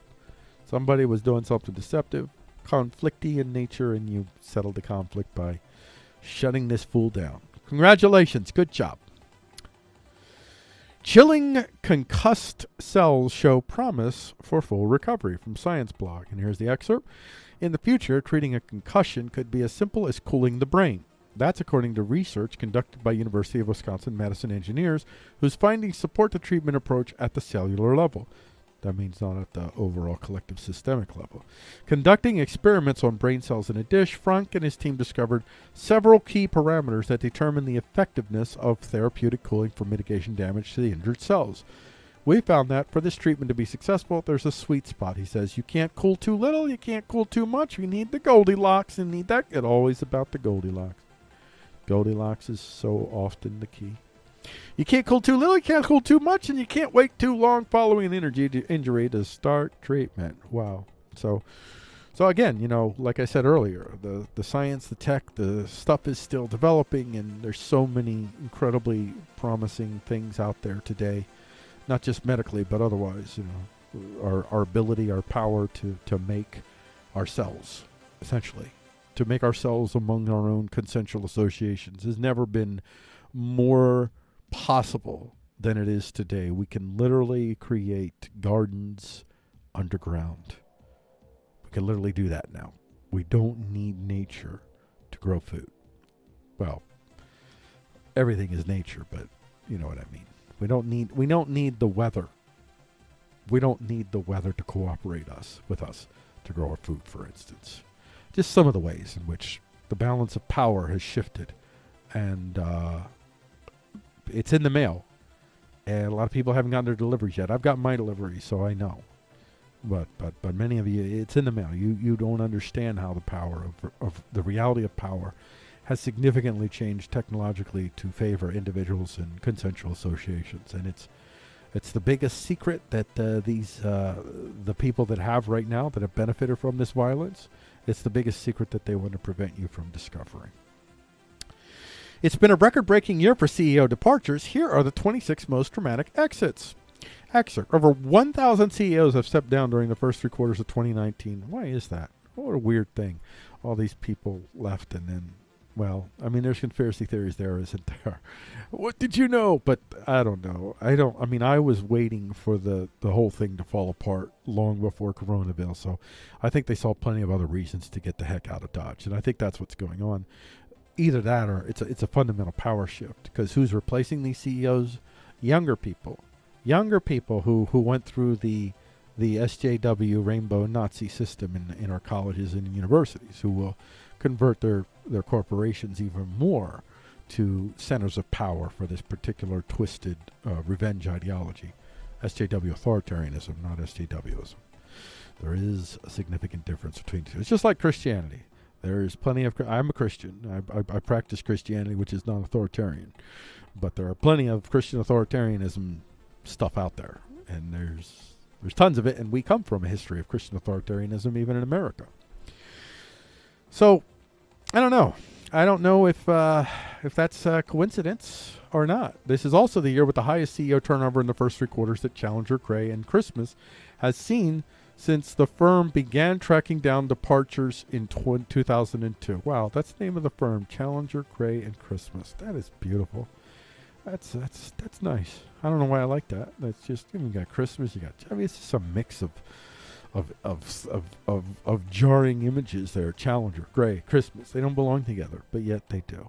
And well, no. And they're not all C words, C's, but look, C, the G, it's got the horseshoe C there. And they're all horseshoe letters.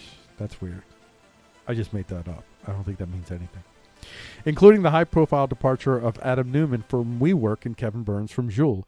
Of the 1,660 CEOs, or 1,160 CEOs who left their positions, 430 remained at their respective companies in different roles, 292 were retired, and 103 moved on to other companies, according to the report. And there you have it. I think that's all the briefs that we're going to do today.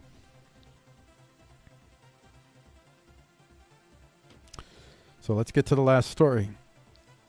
And the last story is the dialectical, and I think you're going to find this pretty interesting here. Get that ready.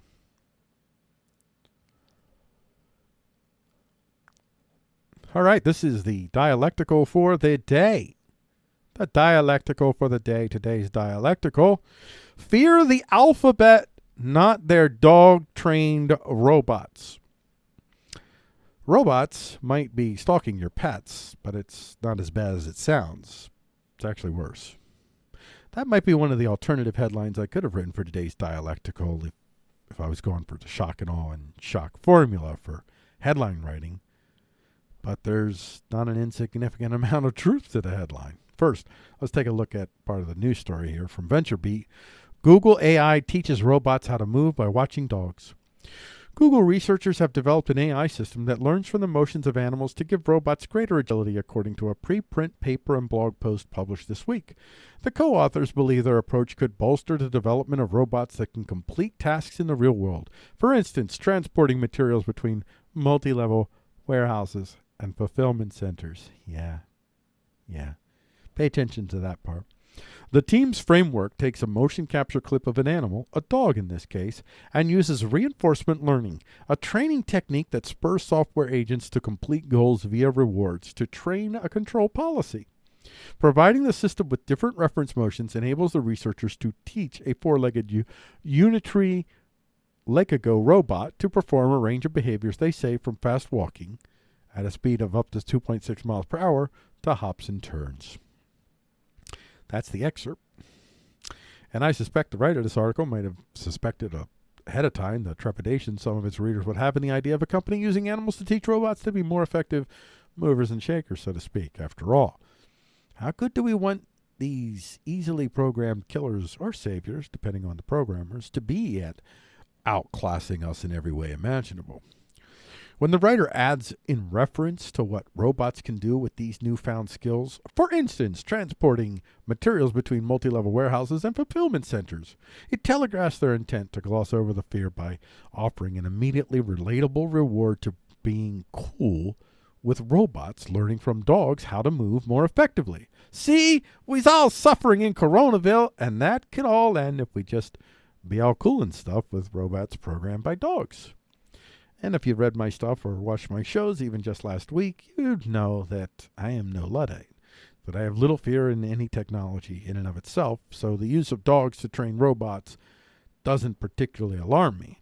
But when the company running such experiments has demonstrated such total disregard for the individual rights and sovereignty of its own users, as I suspect is the case with Alphabet Inc., through its moral supremacist authoritarian implementation of censorship, I'm inclined to suspect the motivations and intentions of such a corporation, and the soundness of a government that derives its legal authority from the Bill of Rights continuing to allow such a corporation to exist, let alone have potential assault weapons of war at its disposal.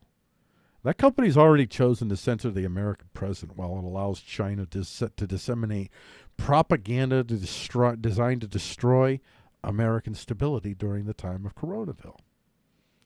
And I'm greatly concerned at the idea of Alphabet Inc. developing armies of robots that can move like dogs.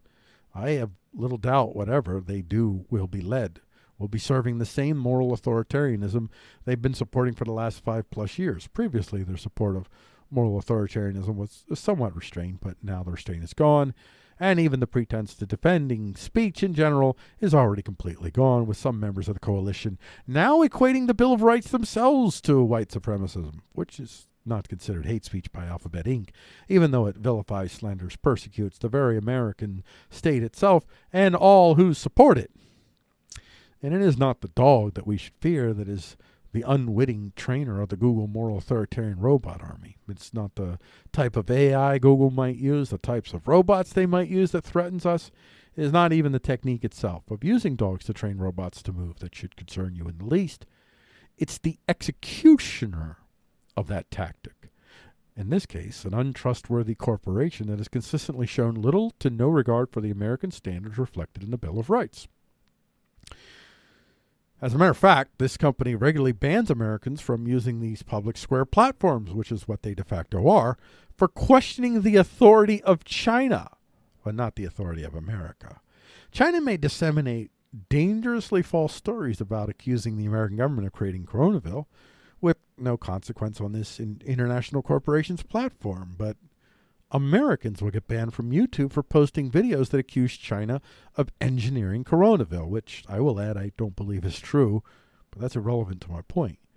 So long as the ones with the tech are proven destroyers of individual choice, individual expression, individual self-stewardship, you should have significant concern.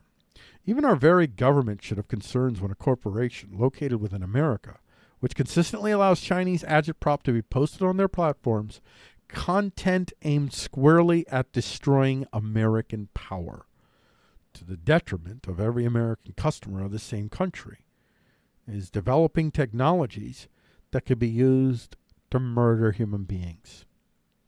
One should question whether Alphabet Inc. should even be able to possess firearms in America at this point. Are there red flag laws preventing treasonous companies from developing weapons of war within the land they clearly do not support, among a people they clearly are working against? Whether you accept my premise or not about the inherent dangers of the American government even allowing Alphabet Inc. to operate, what I hope you accept, even more than that claim, is that it is hardly ever the technology that is the concern. It is the user of that tech that is the concern.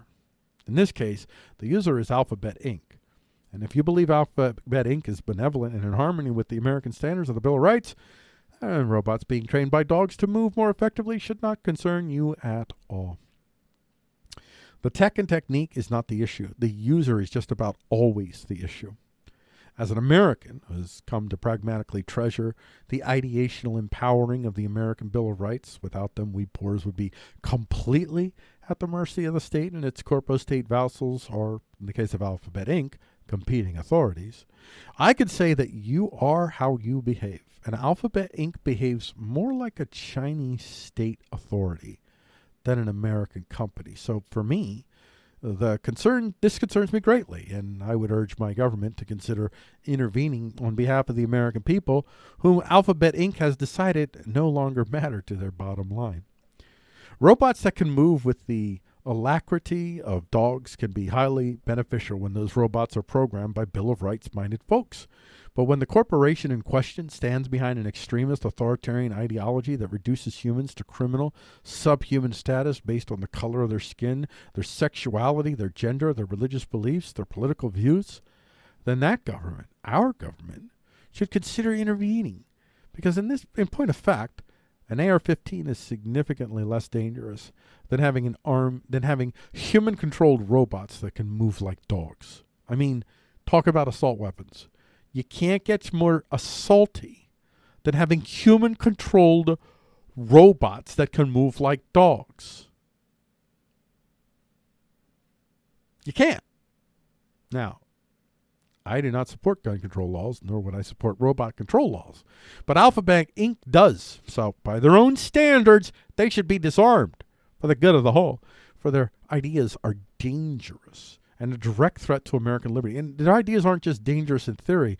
We've seen their ideas executed.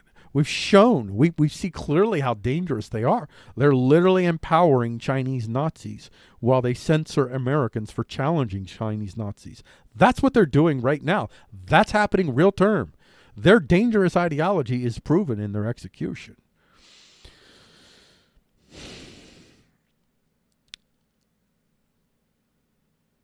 They've already, as I've said, led to the ruination and deaths of thousands, destroyed because they were not in the moral authoritarian orthodoxy, an orthodoxy that denies individual agency and demands collective control directed by the technocratic corporate few. I do support government no longer protecting companies that don't respect the Bill of Rights of its customers. If you deny bills of rights, we deny you police and military protection if those customers choose to deal with you as the military threat on the lives that you have already become. And Google is a military threat on your life, most assuredly. You could talk to hundreds of thousands of people that can talk about how thoroughly Google has destroyed their lives. No need to create laws, just don't protect those that use their monopolistic power to deny their customers their bills of rights. No need to ban tech, just don't offer protection to those that use tech to deny the bills of rights of your citizens. I do not fear the robot dogs. I fear the programmers. Alphabet Inc. is not a trustworthy member of our society and hasn't been for some time. But fear not, friends. There are Americans all across the country developing their own answers to this threat on our self-stewardship that is Alphabet Inc. It won't in the end be our government that stops Alphabet Inc., especially because our government is really competing governments, some of which are aligned ideationally with Alphabet Inc. And when I say ideationally, I mean the ideational constructs are also useful to their vehicles of power. So they have shared vehicles of power, really. It's not a belief system, it's a power system. That's all ideational constructs are. They're power systems. Don't try to figure out which ideology is morally superior to the other, because it's all a fucking lie. They're all just vehicles of power for individuals seeking to empower their own personal lives. Always. Even in my case. It will be Americans choosing to keep developing alternatives to these Chinese state-styled public squares that Alphabet Inc. has now created. It will be Americans developing their own robot dogs. And trust me, the ability for humans with little money to compete technologically with Alphabet Inc. is very real. And that, my friends, as I said earlier in this episode or this show, that is the real threat to their ill-gotten and ill-preserved powers. Ill as in they've preserved it through ill ends, non-consensual ends, coercive, deceptive, violent, raping, murdering, pillaging, plundering to support their own ends. That's what is going on. Tech will win the day for us, not Alphabet Inc. Fuck Alphabet Inc. They're part of the problem. They're fascists. Their time is coming to an end, as is the time of almost all institutions that continue to support these various forms of moral authoritarian supremacism that are designed only to prop up and empower the handful of experts that are given the status of infallible priest in their current version of fascism. This is how I define fascism now. I don't give a fuck about your dictionary definitions. This is what it is now. Fascism is any belief system, any revenge belief system that justifies its murder through moral supremacism. And that's what SJW authoritarianism is. That's what Make America Great is. That's what America First is. That's what all of that is. It's all an assumption of moral authority, moral supremacism over others, even though everything you have is pretty much subjective. You're just a bunch of subjective assholes who somehow believe that you've got the corner on truth. Well, you don't believe it, but you make yourself believe it, because if you believe it, then it allows you to murder your neighbors. That's why you believe what you do. That's why most of you believe. You're a conservative because it helps you murder progressives. You're a progressive because it helps you murder conservatives. That's who you are. And you can change. You don't have to stay like that. You're not unredeemable. You can change. You can repent of your ways. No, I'm not talking about coming to Christ, although of course I'd love you to come to Christ, but that's not what I'm talking about. Just repent to your fellow humans. I am so sorry that I treated you like subhumans. I am so sorry that I thought my shit didn't stink and that somehow I was better than you, and because of that I could diminish your life and empower my own at your expense. You're all fucking doing it. We've all been doing it almost all of our lives. And if and when we ever come to realize just how worthless we are, how broken we truly are, how diminished we really are, then we will no longer support a system that in the end only rewards the people who are willing to deceive, to rape, to murder, to pillage, to plunder in the most effective, deceptive way possible. The most effective killers who can get away with it. That's what our system rewards. That's what everything is about. That's what your religions are about. That's what your philosophies are about. That's what your economic policies are about. It's all about that. It's all about assuring that your vehicle of power that allows you to murder your neighbors while still feeling like you're a good guy stays in place. That's it. And that's how I'm going to end this dialectical. Alrighty. Well, there you have it, folks. That's the show. Tomorrow I'm going to do the show again. I'm going to do this show every day. I don't care. And if I have to do another show like this, I'll have to do another show like this. This isn't a good show. This isn't how I want to perform. But, I think I think I'll want to see this later. I want this preserved. I want this history preserved of what I was going through, just for myself alone. I do care about all of you. I do. And the reason I care about all of you is because I understand what a weak piece of shit I am. And that makes me need to care about you because I need you. All you people, I hate your actions. I still need you. Like if you decide to not do away with your actions, to continue to be the pieces of shit that you're being while imagining that you're holy rollers, well, I'll suffer from that. But if you all just died and went away, I would also equally suffer. I need you. I love you. I want you in my life. I don't want your thoughts. I don't want your shitty opinions in my life anymore. I don't want your shitty actions in my life anymore.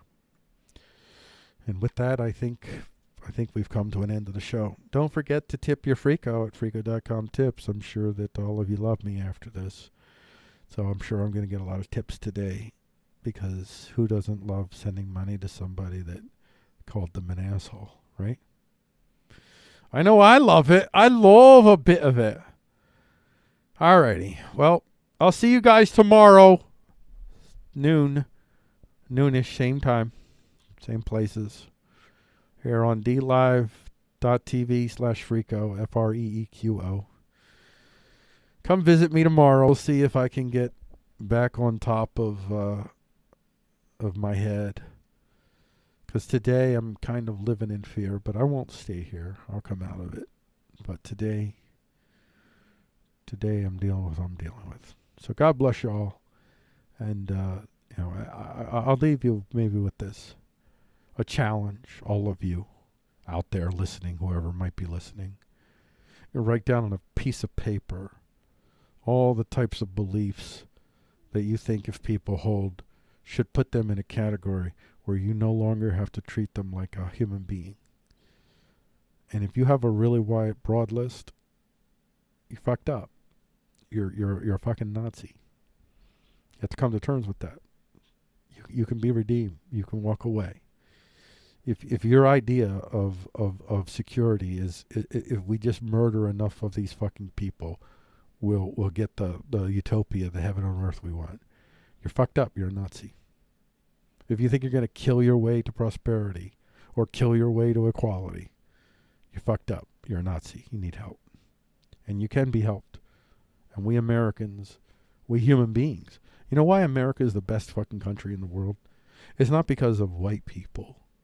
As a matter of fact, if it was only white people, it wouldn't be the best country in the world. It would be just another piece of shit country. What makes America the best country in the world has nothing to do with our Constitution, our beliefs. It just has to do with the fact that for various reasons, we have created an environment in which significant portions of people, way more than anyone else in the world, have an opportunity to live lives of their own choosing. And they can live lives of their choosing, whether they're straight, gay, whatever, black, white. Like, to be sure, if you're black in America, there are ways that you're still diminished. But go anywhere else in the world, even the people that are in the privileged status still have a diminished status compared to you. You're living a privileged life compared to most of the people in the world. If you're black and you're suffering persecution in America, with some extreme examples notwithstanding that wouldn't be true for, but on the main, you're living a privileged life compared to the rest of the world. That's the thing. It's the American reality of power. Everybody has guns. That's the source of our power. And then everybody has guns. And we have everybody in the world that lives here. The whole world is represented by us. We are the world. We are the world, I won't say unshackled, but with maybe one shackle off. Everybody else has all the shackles on. We got like, maybe we only have like, you know what? We only have like ankle shackles. We haven't shackled the arms and the legs, and so you can still move around more and all that. You're still ultimately shackled, but you're not nearly as shackled. We are, compared to the rest of the world, we are the unshackled world. That's what makes us the greatest country in the world. It has nothing to do with George Washington or patriotism or flags. It has everything to do with the reality of power.